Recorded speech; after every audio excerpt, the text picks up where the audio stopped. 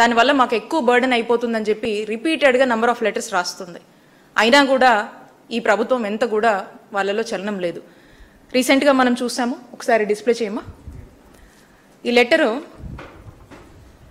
రేపటి నుండి వైద్య సేవలు బంద్ అని చెప్పి నెట్వర్క్ హాస్పిటల్స్ లెటర్ రాశాయి. ఇందులో మనం చూసినట్టయితే ఆగస్టు ఈ నెల 10 నుంచి, అంటే ఈ రోజు నుంచి పూర్తిగా కూడా ఈ నెల 10 నుంచి అని చెప్పేసి వైద్య సేవలు నిలిపివేస్తున్నాం అని చెప్పేసి వీళ్ళంతా కూడా ఈ లెటర్ ఇవ్వడం జరిగింది. అయితే మనం చూస్తూ ఉన్నాము,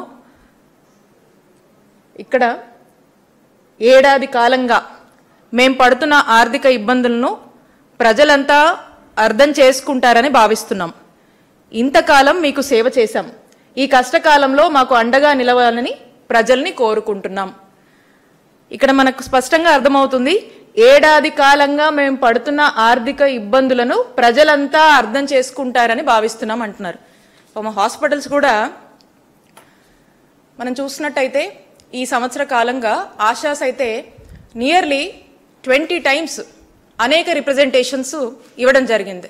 ఏమని, మేము నడపలేకపోతున్నాము, మాకు చాలా ఇబ్బందిగా ఉంది, ఈ ప్రజలు వస్తే ఏదన్నా అనారోగ్య పరిస్థితులు వస్తే మేము చూడలేకపోతున్నాం, ఎందుకంటే మాకు భారం అయిపోతుంది అని చెప్పి వాళ్ళు పదే పదే చెప్తూ నంబర్ ఆఫ్ లెటర్స్ రాసి రిపీటెడ్గా కూడా ఈ గవర్నమెంట్ని అలారం చేస్తూనే ఉన్నా కూడా ఈ ప్రభుత్వం ఏమాత్రం కూడా వాళ్ళతో చర్చిద్దామా, వాళ్ళతో ఏదైనా సంప్రదింపులు చేద్దామా అని కనీస చర్చలు కూడా చేయకుండా, ఒకవేళ చేసినా కూడా ఏదో మాటలు చెప్పి పంపించి అప్పటి వరకు మాటలు చెప్పి మళ్ళీ తిరిగి వీళ్ళు వచ్చి వీళ్ళ పని వీళ్ళు చేసుకుంటుంటే వాళ్ళకు కనీసం వాళ్ళు చెప్పినటువంటి మాటల మీద కూడా నిలబడకుండా పూర్తిగా గాలికి వదిలేసినటువంటి వైనం మనం చూస్తూ ఉన్నాము.